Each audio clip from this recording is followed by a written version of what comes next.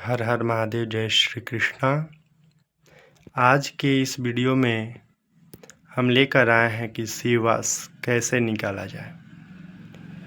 वहीं कल के वीडियो में हम सभी ने श्लोक के माध्यम से शिववास को समझने का बहुत अच्छा से प्रयास किया। उसी के माध्यम से आज निकालने का विधि भी जानेंगे। तो शिववास निकालने के लिए सबसे पहले हमें चाहिए होता है तिथि। प्रत्येक महीना में शुक्ल पक्ष और कृष्ण पक्ष दो होते हैं, दो भागों में होता है 15-15 दिन का। तो सबसे पहले हम सभी शुक्ल पक्ष से शिववास निकालने की प्रयास करेंगे। तो यहाँ हम सभी शुक्ल पक्ष से तृतीया तिथि को लेकर शिववास देखने का प्रयास करेंगे। तो करना क्या होता है, तिथि को सबसे पहले 2 गुना करना पड़ता है। तो यहाँ तृतीया तिथि को 2 गुना किया गया है तो 6 अंक प्राप्त हुए हैं। 6 में 5 जोड़ा गया है। 5 जोड़ने के बाद हमें प्राप्त हुआ संख्या 11। 11 में 7 से भाग देंगे। भाग देने के बाद शेष फल प्राप्त हुआ 4। और अब हम देखेंगे कि 4 शेष फल प्राप्त होने से भगवान शिव का वास कहाँ हो रहा है। तो पुस्तक में प्रमाण है कि 4 शेष फल प्राप्त होने से भगवान शिव का सभा में वास होता है और सभा में वास होने पर पूजन करने से पूजन करना व्यर्थ होगा और संताप प्राप्त होगा। संताप का अर्थ होता है बहुत विशाल विशाल विकट विकट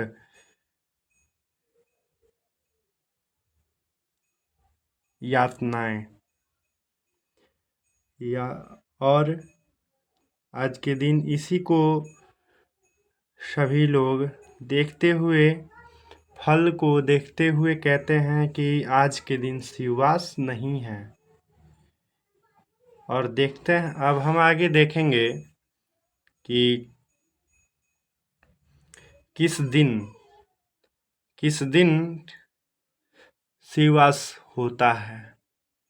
तो अब सबसे पहले अब फिर मानते हैं हम आज के दिन नवमी तिथि है। नवमी तिथि को फिर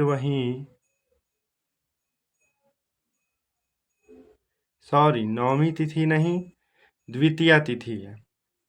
द्वितीया तिथि को फिर वहीं विधि से 2 गुना करेंगे। 2 गुना करने पर हमें 4 प्राप्त होता है। 4 में 5 को जोड़ेंगे। अब हम आप सभी को यहाँ पे क्लियरली बता देते हैं कि ये 5 क्यों जोड़ा जाता है। 5 जो है बाणों की संख्या है। जैसे मृत्यु बाण, रोग बाण होते हैं 5, वहीं उसी 5 बाणों को जोड़ा जाता है। तो वो जोड़ने पे हमें प्राप्त होता है संख्या 9। 9 में 7 से भाग करेंगे तो 7 एकम 7, शेष फल बच गया 2। 2 शेष फल प्राप्त होने से माँ गौरी के साथ हैं, यानी माँ गौरी के साथ कैलाश पर्वत पे विराजमान है बाबा भोलेनाथ। और पूजन करने से, इस तिथि में पूजन करने से सुख संपदा प्राप्त होता है। यानी कि इस दिन द्वितीया तिथि के दिन शिववास है। इसमें पूजा करने से सुख संपदा प्राप्त होंगे। अब इसी के साथ हम सभी देखेंगे कि कृष्ण पक्ष की विधि क्या है। कृष्ण पक्ष अगर मान लें कि द्वितीया तिथि है तो द्वितीया तिथि में शुक्ल पक्ष वाले 15 दिनों को जोड़ेंगे। सबसे पहले ही ध्यान रहे 15 दिनों को जोड़ेंगे। जोड़ने के बाद हमें प्राप्त होता है 17। 17 में 2 से गुना करेंगे, प्राप्त होगा 34। 34 में फिर वहीं 5 बाणों को जोड़ेंगे। 5 बाणों को जोड़ने के बाद हमें 39 प्राप्त होता है संख्या। संख्या 39 प्राप्त होने पर हम फिर 7 से भाग करेंगे। 7 पचे 35 होता है। 35 में 4 शेषफल हमें प्राप्त हुआ। यहाँ भी 4 शेषफल प्राप्त होने पर शिववास नहीं है अथवा सभा में है। ये शिव पूजन इसमें भी करना शुभ नहीं है। आगे हम देखेंगे कृष्ण पक्ष में चतुर्थी तिथि लेते हैं। चतुर्थी तिथि को 15 जोड़ेंगे। 15 जोड़ने के बाद हमें प्राप्त होता है 19। 19 में 2 से गुना करेंगे, 38 प्राप्त हुआ। 38 में फिर वहीं 5 को जोड़ेंगे, 43 प्राप्त हुआ। 43 को 7 से भाग करेंगे। 43 में 7 से भाग करने पर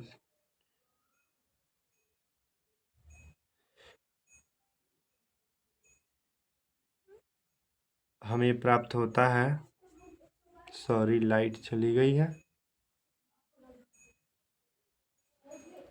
7 छक 42। 42 43 में से 42 कटेगा नहीं तो फिर 1 बचेगा शेष।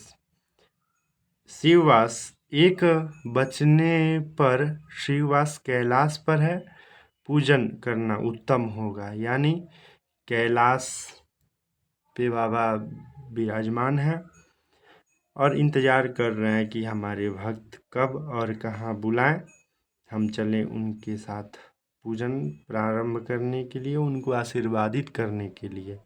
तो यहाँ तक का हो गया। दोनों पक्षों का शिववास निकाल करके हमने दिखा दिया आपको। अब आगे हम आपको क्लियर ये भी बता दे रहे हैं कि कृष्ण पक्ष में और शुक्ल पक्ष में कौन कौन से तिथि में शिववास होते हैं और कौन कौन से तिथि में शिववास नहीं होते हैं। ये आप सबके सामने आज क्लियर करते हैं। शुक्ल पक्ष में द्वितीया तिथि हो, पंचमी तिथि हो, षष्ठी तिथि हो, सप्तमी तिथि हो, नवमी तिथि हो, द्वादशी तिथि हो, त्रयोदशी तिथि हो, चतुर्दशी तिथि हो, तो शिववास है, पूजन किया जा सकता है, उत्तम है। कृष्ण पक्ष में एकम तिथि हो, चतुर्थी तिथि हो, पंचमी तिथि हो, षष्ठी तिथि हो, अष्टमी तिथि हो, एकादशी तिथि हो, द्वादशी तिथि हो और अमावस्या हो तो शिववास है और पूजन किया जा सकता है, उत्तम फल प्राप्त होगा। अब इसमें ये भी क्लियर कर देते हैं कि कोई भी महीना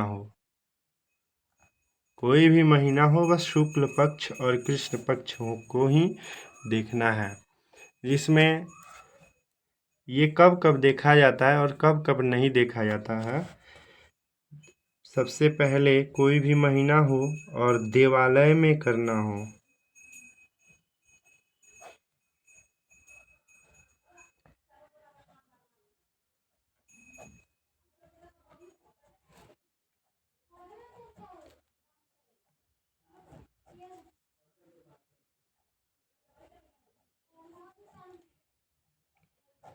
देवालय में नहीं देखेंगे। अधिक मास जैसे इस वर्ष चल रहा है ज्येष्ठ में,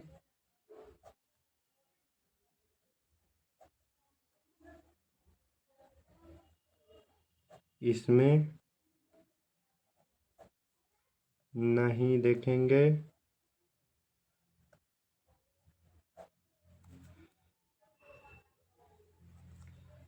श्रावण,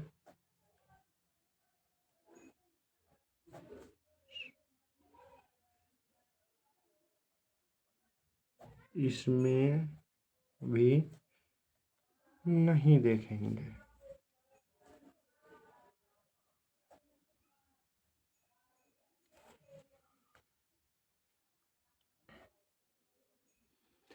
ये 3 जगह शिववास की आवश्यकता नहीं होती है 3 समय में। और यदि ये तीनों में से कोई ना हो तो शिववास देखना एकदम अति उत्तम है। दैनिक पूजन में शिववास नहीं देखा जाता है। दैनिक पूजन यानी जो व्यक्ति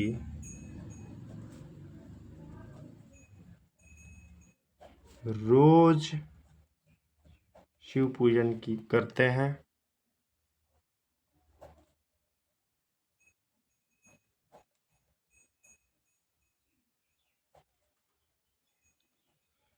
उनके लिए शिववास होना जरूरी नहीं है। कर सकते हैं डेली, नित्य दिन कर सकते हैं भगवान शिव की पूजा। इसी के साथ हम अपने वाणी को विराम करते हैं। आशा करते हैं कि आप सभी को वीडियो बहुत अच्छा लगा होगा। वीडियो अगर अच्छा लगा है आप सभी को तो लाइक, शेयर, कमेंट और चैनल को सब्सक्राइब करें। और किसी भी प्रकार के मन में कोई प्रश्न उत्पन्न हो तो कमेंट बॉक्स में प्रश्न को जरूर पूछें। जय श्री राधे। हर हर महादेव।